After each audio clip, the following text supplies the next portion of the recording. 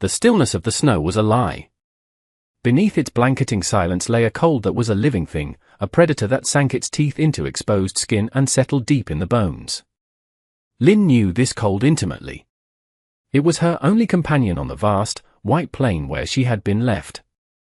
The light blue of her prairie dress was a frozen bruise against the landscape, a foolish splash of color in a world bleached of all warmth. Her leg was a knot of fire and ice, the bone broken clean through just above the ankle. The men who had brought her this far, the ones who had promised passage and then demanded more, had not been gentle. When she had fallen, they had looked at her not with pity, but with a flat, hard annoyance. A burden. They had taken her small bundle of possessions and walked away, their dark shapes shrinking against the horizon until the snow swallowed them whole. She had screamed then, but the sound was thin, snatched away by the immense emptiness. Now, she was quiet. Panic had long since burned itself out, leaving behind a hollow ache that mirrored the one in her leg. She lay against a small rise in the earth, a shallow fold in the land that offered no real protection. The sky was a sheet of pewter, heavy and low. Survival was a flickering ember, and she could feel it dimming with every shallow breath.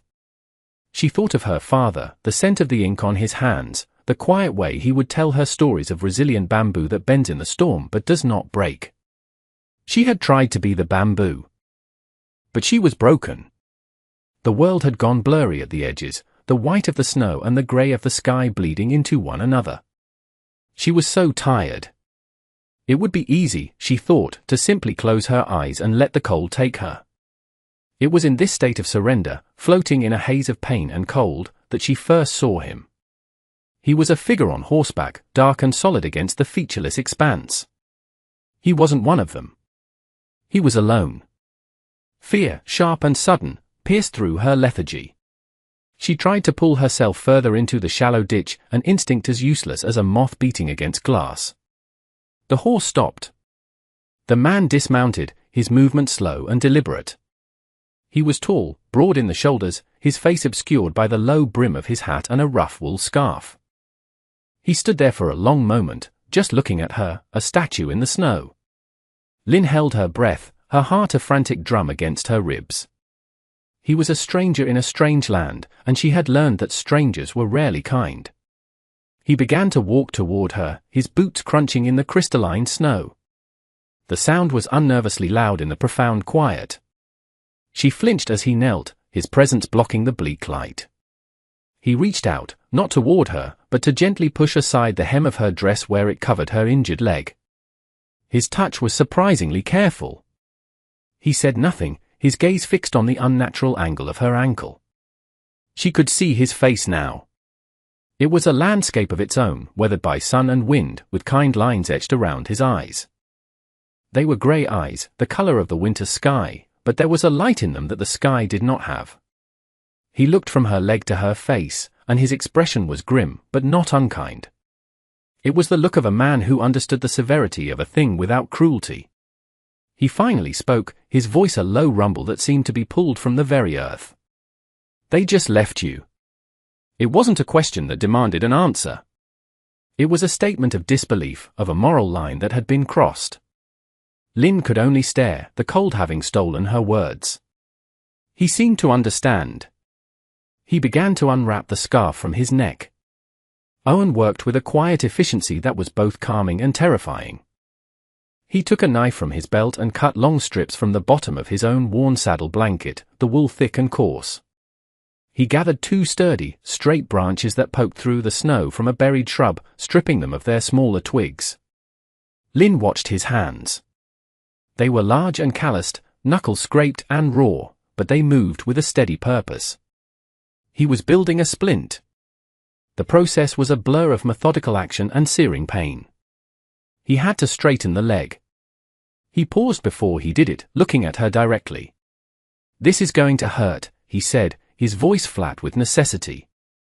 "I'm sorry for it," she gave a tiny, almost imperceptible nod, bracing herself. The agony that followed was a white-hot flash that stole her vision, a soundless scream lodging in her throat.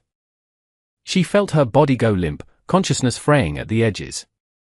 When the world swam back into focus, he had the splint bound tightly around her lower leg, the rough wool of the blanket strips providing padding against her skin.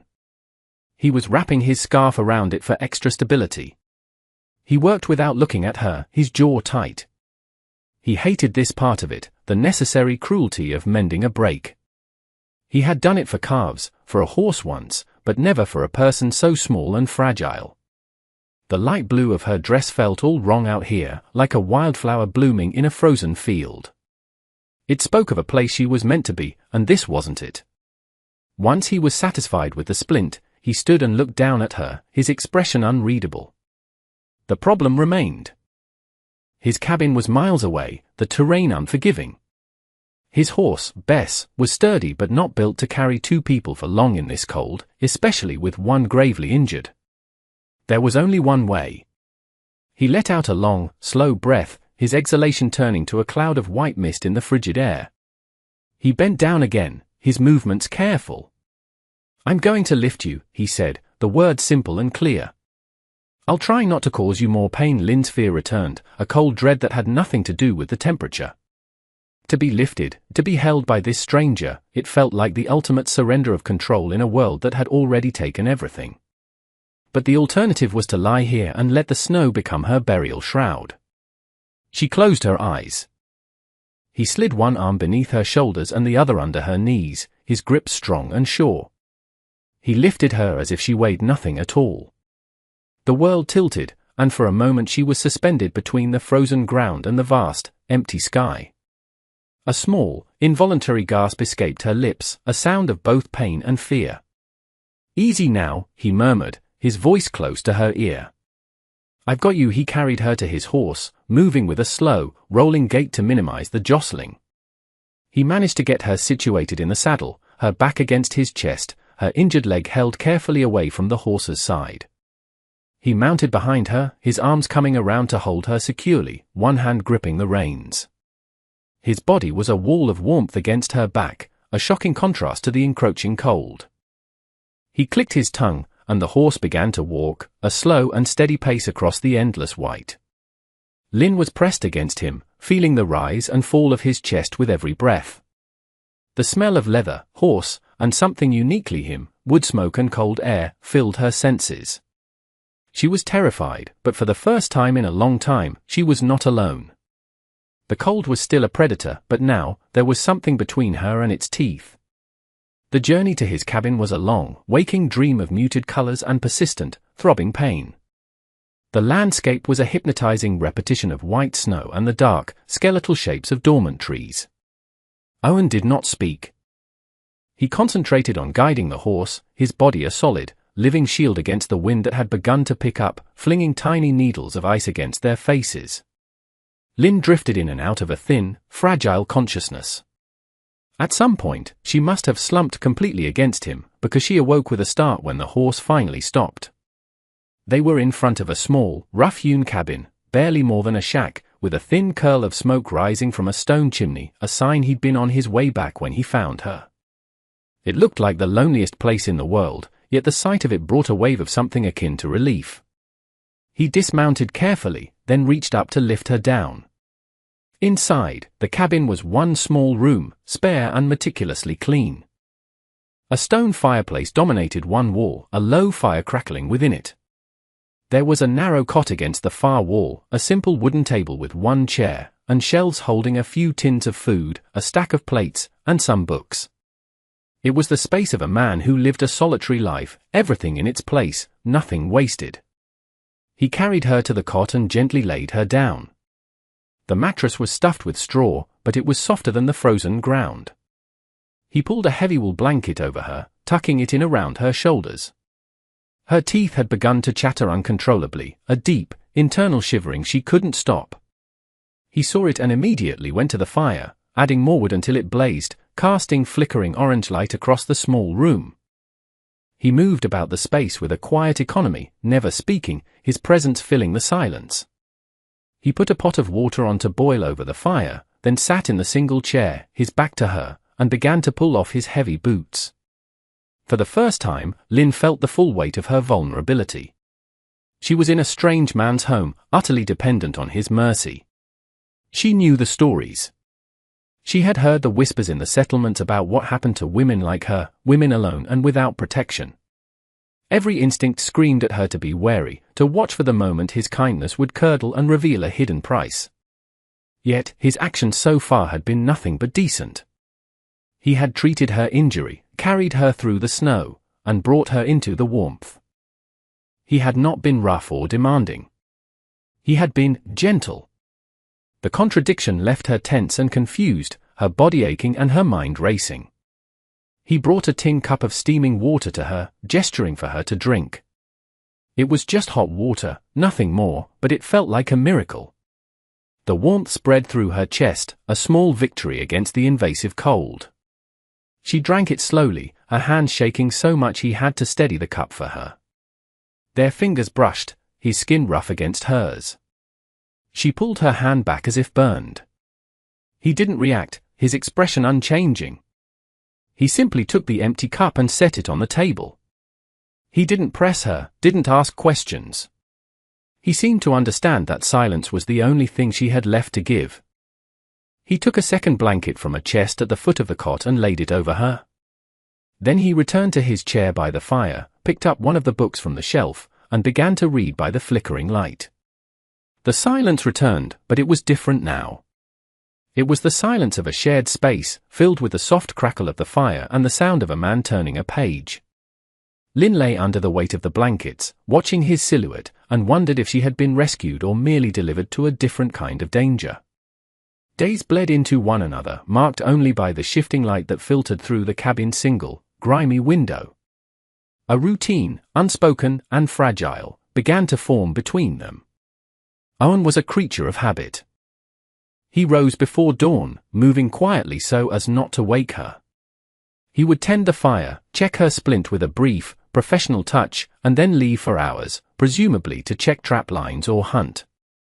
He always left a bucket of fresh water and a plate of something simple on the table for her, a piece of hard bread, some dried meat, or a baked potato from the embers of the fire. When he returned, he would be dusted with snow, his face ruddy from the cold. He would prepare a simple evening meal, usually a thin stew made from whatever he had managed to catch. They ate in silence, she on the cot, he at the table. The quiet was a chasm between them, but it was no longer entirely menacing. It was becoming a shared language. Lynn spent her days watching him. She studied the way he mended his worn shirt with thick, clumsy stitches, the focused line of his brow as he cleaned his rifle, the gentleness in his hands when he checked the bandage on her leg. He never pried into her past. He never asked how she came to be alone on the plains, who had left her there, or where she was from. His restraint was a gift, a space for her to simply be, to heal without the burden of explanation. It was this restraint that began to slowly, cautiously, dismantle her fear. He was not like the other men she had known. There was a deep well of stillness in him, a self-containment that asked for nothing. One afternoon, as he was stirring the stew, his back to her, she found her voice. It was a dry, rusty thing from disuse. "Thank you," she whispered. The words were barely audible, yet in the profound quiet of the cabin, they seemed to ring out. He stopped stirring for a second, his shoulders tensing slightly. He didn't turn around. He just gave a short, sharp nod. The acknowledgement was enough. A few days later, he spoke to her directly for the first time since her arrival. He was examining her leg, his touch light on the swollen, bruised skin around the splint.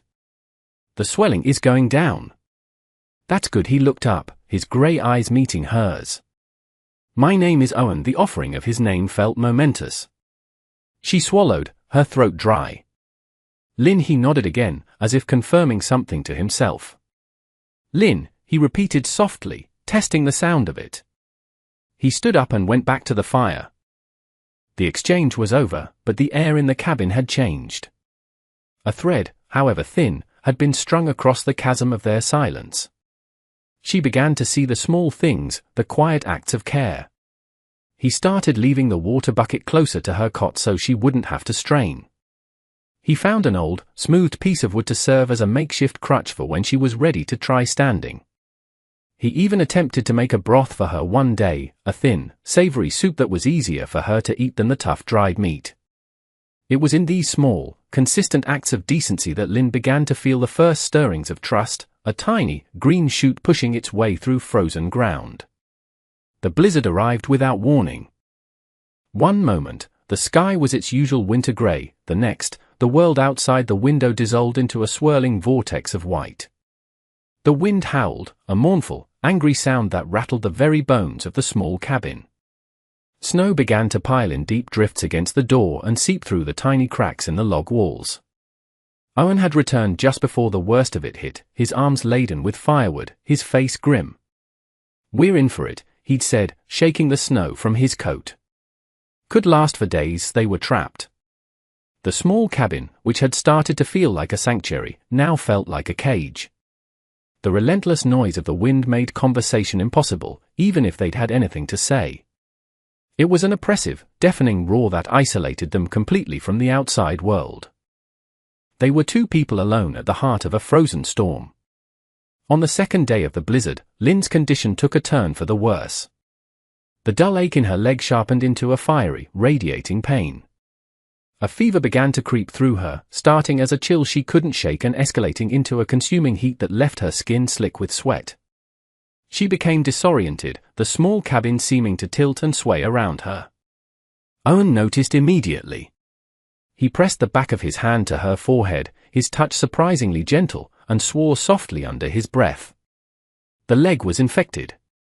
He knew the signs. Without a doctor, without proper medicine, a fever like this could be a death sentence. A quiet desperation settled over him. He had pulled her from the snow, but he was powerless against the enemy that was now inside her. He spent the next 2 days in a state of constant motion. He kept the fire blazing, melting snow for water. He tore strips from one of his few clean shirts to make cool compresses for her forehead.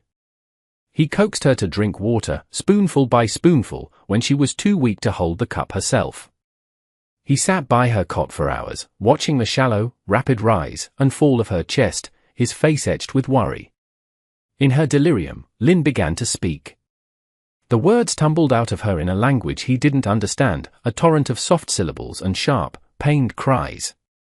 He couldn't comprehend the meaning, but he could hear the story in her tone: fear, betrayal, a deep and abiding sorrow. He heard the names of people he would never know, the sounds of a life lived a world away.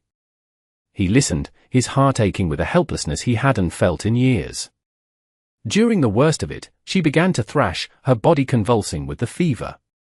He knelt by the cot and took her hand, his large, rough palm enclosing her small, delicate one.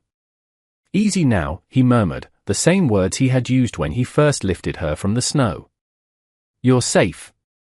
Just hold on." He wasn't sure if she could hear him, if the words even registered, but he kept talking, his voice a low, steady anchor in the storm of her fever and the storm raging outside.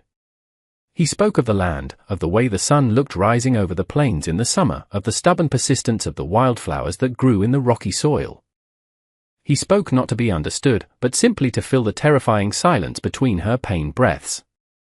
He was no longer just her rescuer, he was her tether to the living world. He stayed with her through the long, dark night, never leaving her side, his hand holding hers as if he could pour his own strength into her through his touch. The fever broke just before dawn on the third day. It receded as quietly as it had arrived, leaving Lynn weak and drenched in sweat, but lucid. The first thing she saw when her eyes fluttered open was Owen, slumped in the chair beside her cot, his head resting on his chest, fast asleep. His face, illuminated by the low, flickering firelight, was haggard with exhaustion. A dark stubble covered his jaw, and there were deep, weary lines around his eyes. His hand was still loosely holding hers. She looked at their joined hands, his, large, calloused, and strong, hers, small and pale against his weathered skin. A profound and overwhelming emotion washed over her, something so immense it left her breathless. This man, this silent, solitary stranger, had fought for her. He had stayed. In her fevered dreams, she had relived the moment of her abandonment, the sight of the men walking away, their backs turned on her. She had felt that same crushing loneliness, the certainty that she was not worth saving. But she had been wrong. This man had not turned his back. He had faced the storm with her. Gently, so as not to wake him, she squeezed his hand. His fingers tightened around hers in his sleep, a reflexive, protective gesture. A single tear traced a path down her temple and into her hair. The blizzard had passed. The wind had died down, and a profound, echoing silence had fallen over the land. The world outside was buried, transformed into a new landscape of pristine, sculpted snow. The sunlight that streamed through the window was brilliant, dazzling, reflecting off the white expanse with an almost painful intensity. It was a new day. Owen woke with a start a short time later, his body stiff from sleeping in the chair. He saw that she was awake, her eyes clear, and a wave of relief so powerful it made him dizzy washed over him. He quickly let go of her hand, a faint flush rising on his cheeks, as if embarrassed to be caught in a moment of such intimacy. "Your fever's gone," he said, his voice rough with sleep. "That's good." She tried to sit up, but her body felt leaden, her muscles weak and trembling. He was there at once, helping her, propping her up against the wall. He brought her a cup of water, and she drank it all, her thirst immense. They sat in comfortable silence for a while, the cabin warm and filled with the bright morning light. The ordeal had changed something between them. The last remnants of fear and suspicion had been burned away in the crucible of the fever, leaving behind a fragile, unspoken bond. He had seen her at her most vulnerable, and he had not flinched. She had seen the deep well of his decency, and it had healed something in her that the splint could not reach. Later that day, she gestured toward his shirt, which lay torn on the table where he'd ripped it for compresses. She pointed to a small sewing kit on a shelf, a simple thing with a few needles and spools of thread. He understood and brought it to her. Her fingers were clumsy at first, but she slowly, meticulously began to repair the torn fabric. It was a small, simple act, but it was all she had to give. As she stitched, she felt she was mending more than just his shirt. She was stitching together the frayed edges of her own spirit, finding a sense of purpose in this small act of care. Owen watched her, his expression soft. The quiet rhythm of the needle passing through cloth was the only sound in the cabin, a peaceful counterpoint to the memory of the howling wind. The sun was setting, painting the snow outside in hues of pink and gold. The world was quiet, and for the first time, it felt like home. As the snow began to melt, revealing the dormant, muddy earth beneath, a new tension entered the cabin. The world was returning. Soon, the trails would be passable. Owen knew he needed to go into the nearest settlement, a place called Redemption, for supplies. Their stores of flour, salt, and coffee were nearly gone. The thought of leaving Lynn alone filled him with a deep uneasiness. She was still weak, her leg not yet strong enough to bear her full weight. But the thought of taking her with him was even worse. A town like Redemption was built on gossip and suspicion. A white man traveling with a young Chinese woman, an injured one at that, would set tongues wagging. They would ask questions he didn't want to answer, questions that could put her in danger. The people who had abandoned her could have passed through, spinning a tale that painted her as a thief or something worse. He decided to go alone. He explained it to her one morning, his words clipped and practical. "I need to get supplies. The journey is too hard for you yet. I'll be back in 2 days. 3 at the most." He couldn't bring himself to look at her as he spoke, focusing instead on packing a small satchel. Lynn felt a familiar cold dread creep into her heart. He was leaving. The rational part of her understood, but the part that remembered being left to die in the snow was terrified. She simply nodded, her face a pale, still mask. She would not beg. She would not show him the fear that was clawing at her throat. He left at dawn. The sight of him riding away, his figure shrinking against the vast landscape, was an agonizing echo of her abandonment. The cabin felt immense and empty without him, the silence no longer comforting but oppressive. She spent the next 2 days in a state of anxious waiting, her ears straining for the sound of a horse's return. In Redemption, Owen faced exactly what he had feared. As he was buying flour at the general store, the proprietor, a man named Henderson with small, shrewd eyes, leaned over the counter. "Heard you had a rough winter out at your place, Owen." "Heard you weren't alone." Owen kept his face impassive, counting out his coins. Winter's always rough. Henderson, folks from that railroad survey crew came through a while back. Henderson pressed, his voice oily with insinuation. Told a story about some trouble they had.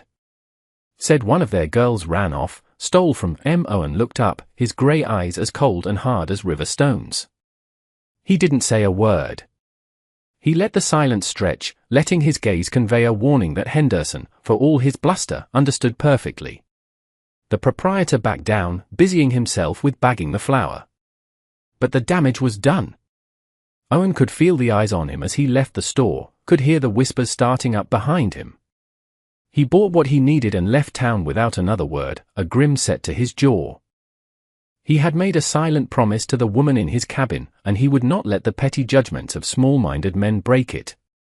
He rode back faster than he should have, pushing his horse, an urgent need to return pulling him homeward. When he finally saw the cabin, a curl of smoke rising from the chimney, the relief that washed over him was so profound it felt like a physical blow. He had been gone 2 days, but it had felt like a lifetime. He opened the cabin door to find Lynn sitting by the fire, his mended shirt folded neatly on the table beside her. She looked up, and the fear in her eyes was instantly replaced by a wave of relief so pure and unguarded that it struck him to the core. He had come back. He had not abandoned her. He unpacked his satchel, placing the goods on the table. Among the sacks of flour and beans was a small, paper-wrapped parcel.